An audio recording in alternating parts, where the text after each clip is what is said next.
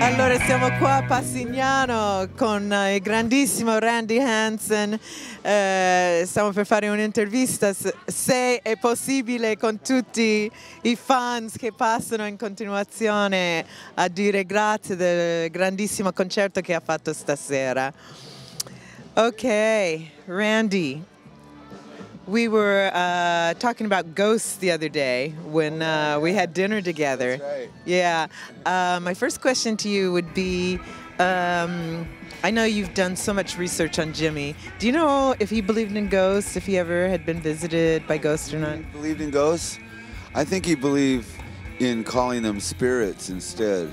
So I think that, yeah, he did believe, and I believe in ghosts and spirits. So I think it's the same thing, and I just think it's, some people don't want to leave this earth when it's time, and I think they like to hang around and see what's going on for a while before they go to the great beyond, maybe, or maybe into another body, or maybe there's a number of options or something that happens, Yeah. I have no idea what happens, but I only know that if you're on the right track here, that it's going to be good.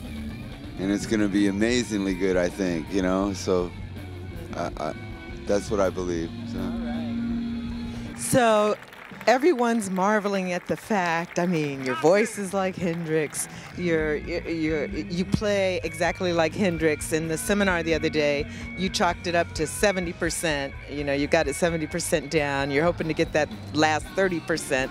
But tonight, I mean, the crowd just went wild because you were the epitome of Jimi Hendrix up on that stage.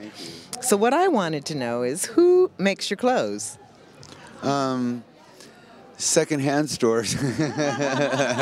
Well, actually, the pants I'm wearing tonight, these crazy things, were made for Jimmy, and his seamstress lives in Seattle, and the seamstress's boyfriend is a good friend of mine, and so he used to wear, he's a bass player, and he used to wear a lot of these clothes that were actually made for Jimmy and everything, and but he outgrew them, and then he decided to give a lot of them to me, which was very nice of him, and everything. So I have a lot of clothes that were actually ordered by Jimi Hendrix that he wanted to wear on stage in his next phase of his career and everything, but they never got to him. They were made, ready to go. He was just about, I mean, they were days away from being sent to him, and that's when he died. It's amazing karmically how, you set out on this quest to conquer the persona of Jimi Hendrix, and it seems like all these things have come to you, to help you on your road. Yeah. I think that the reason is Jimmy's message was so strong and such a great message and a good message that like I tried to take it to heart, and I wanted to, I want to, influence as many people in the same way, and as I can, and maybe, I don't know, hopefully, I think you can't go wrong with, if you listen to the lyrics of Jimmy's music and everything, there's a lot of goodness in it, and I can't find anything bad in anything that he wrote, and even Purple Haze started out Purple Haze, Jesus Saves, so I think it was a great message, so I'm just trying to purvey it myself, and I think a lot of good things have happened to me because of that, and I feel very lucky because of it, So my favorite Hendrix tune is All Along the Watchtower. I sang it in the first band I was ever in. It was one of the first songs that I ever sang, actually. What's your favorite? My favorite is a song called 1983. But it's wild, you say watchtower, because today when we walked around the town, there was I bought this necklace right here and this one right here from someone here, and the second that we were done buying it from, about to say goodbye, they were pumping a lot of music through these speakers through the town.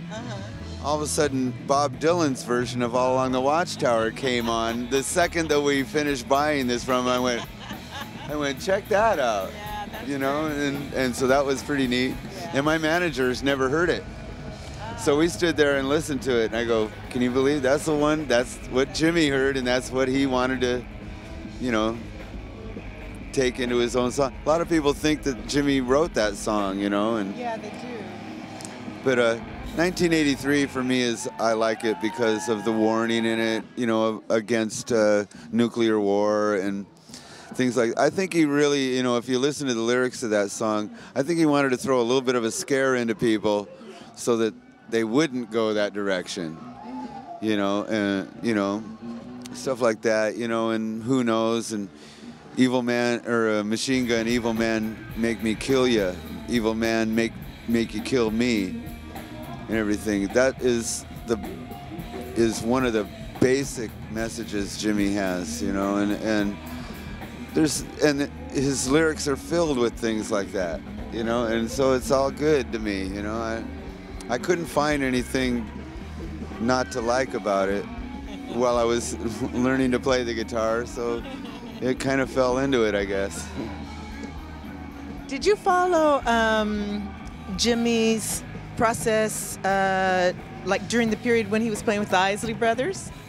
Yeah, I did. Well, I didn't, not while he was doing it, but you know, the history of Jimmy and everything, and you know, all those movies that they had out there, and Jimmy even said that, you know, Little Richard kind of kept him in the, people, let's keep this quiet, where the Isley Brothers were like, let's shove him out there because it's making us more bucks. Exactly. You know? Exactly. So I think Jimmy liked the Isleys quite a lot. You know? Yeah. And I think the Isleys liked Jimmy quite a lot. Yeah. You know, and they got along as great friends, I'm sure, you know. So I think when the Isleys depart this world, the first person they're going to lay eyes on is going to be Jimmy, you know? Okay, I have one last question for you. If you hadn't dedicated your life to pursuing Jimi Hendrix music, do you believe that you would still be a musician? Yeah, I still would have been a musician. If Jimmy had lived, I probably would still play some of his songs, but I never would have done a tribute to him. I did the tribute because he was gone. Other people do tributes to bands, and I think it's great and everything. And maybe the only reason I did a tribute to Hendrix was because we needed to spark a thing to the tribute thing that is going around the world now. When I started doing Jimi Hendrix tribute, it was in 1975, and there really were no rock tributes or anything. And it kind of spread from that. Yeah. You know, and obviously the father would be Jimmy of rock music, so I think it's fitting that the rock tributes and everything would be spawned from his music. So, you know, I don't think I would be doing what I'm doing. I would probably more concentrating on playing my own music and the effect that Jimmy's music and other people's music would have on my music. You know, because every person walking this earth, I think, is a collection of people they respect. You know, your personalities and everything. I think that everybody is a conglomerate of everyone they've ever met that they respected. That's interesting. You know, yeah. And they pick up a little bit here and a little bit there. Mostly their parents. You know, hopefully they respected their parents and their parents were good. And I think when their parents are bad, then you get bad people. When your parents are good, you get good people.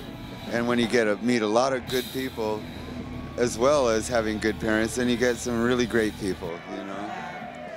Well, you are certainly one of the good ones, and we thank you so much for coming back this year. We hope to see you again. All right, definitely. All right. Much love to you. All right, you All right. Thank you, sweetie.